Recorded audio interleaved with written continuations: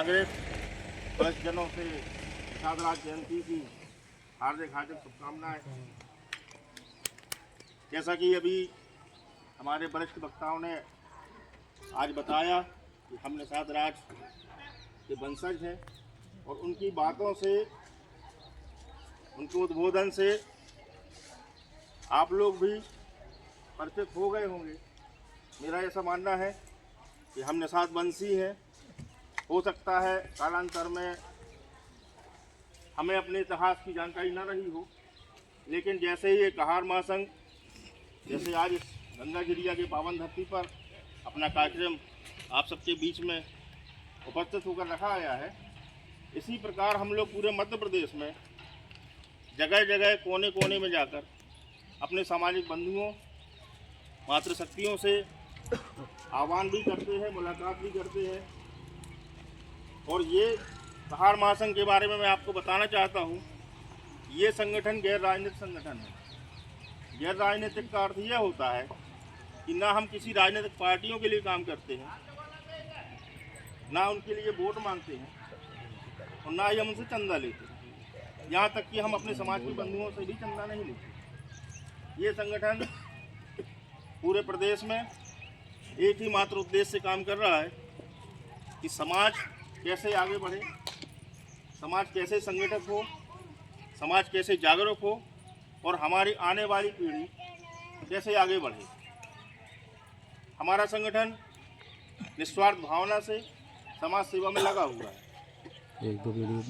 ना ही यहाँ कोई चंदाखोरी है, ना ही यहाँ कोई बेईमानी है।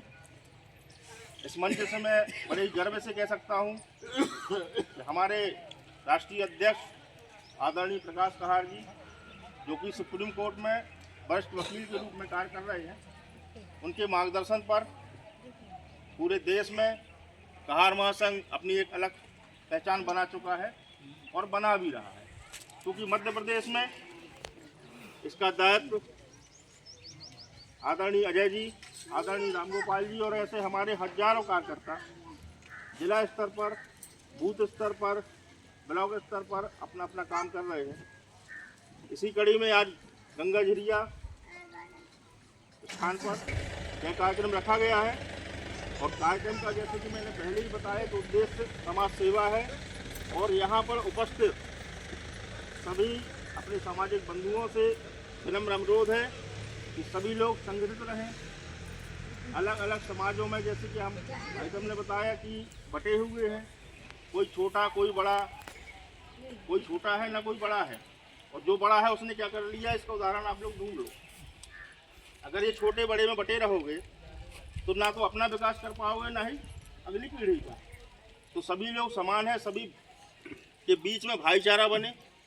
सभी समाज है वो कुछ भी लिखती हों, निषाद लिखें, मल्लाह लिखें, केवट लिखें, भोई लिखें, भीमन लिखें, बर्मन लिखें, हम सभी एक हैं।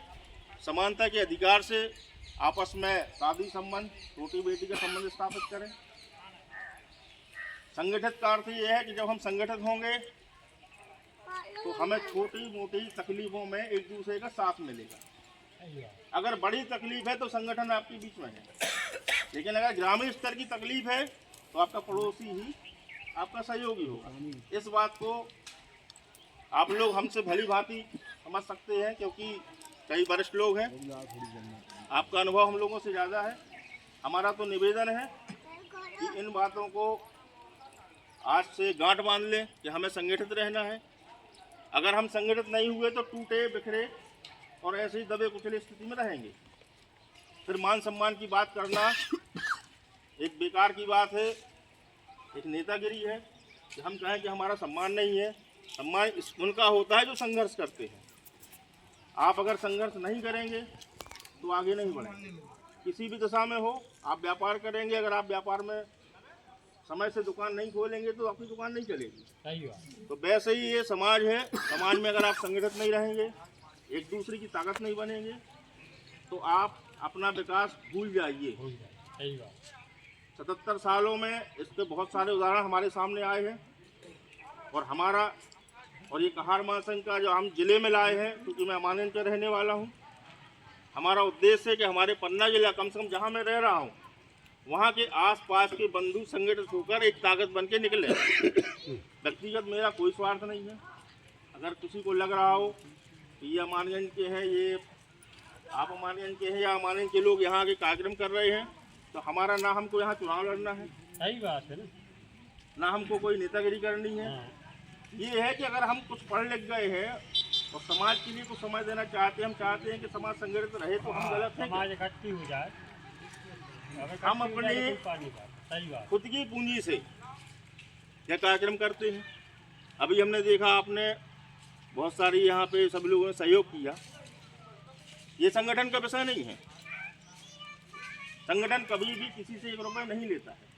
हम लोग भी आए हैं, ना हम अपने आने का लेते हैं ना जाने का लेते हैं। आप लोग अपने यहाँ सभी लोग इकट्ठे होइए, आप भोजन की व्यवस्था करें ना करें, ये आपका विषय है। हमें आपसे ना कुछ लेना ना देना, हमें अपनी बातें रखनी है। आप लोगों ने इतने भरपूर समय दिया, आप लोग हमारी बातों को सुन रहे हैं। मानो या ना मानो, मानना पड़ेगा। एक मतलब कहने का ज़्यादा मानना पड़ेगा। क्यों मानना पड़ेगा? अभी आप बात सुनिए।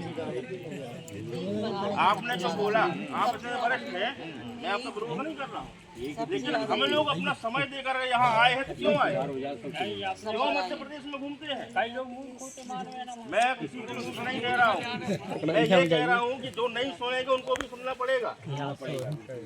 अगर आप नहीं सुनते हैं तो ऐसे टूटे बिखरे दबे कुचले और हम अपना अपमान सहते रहिए।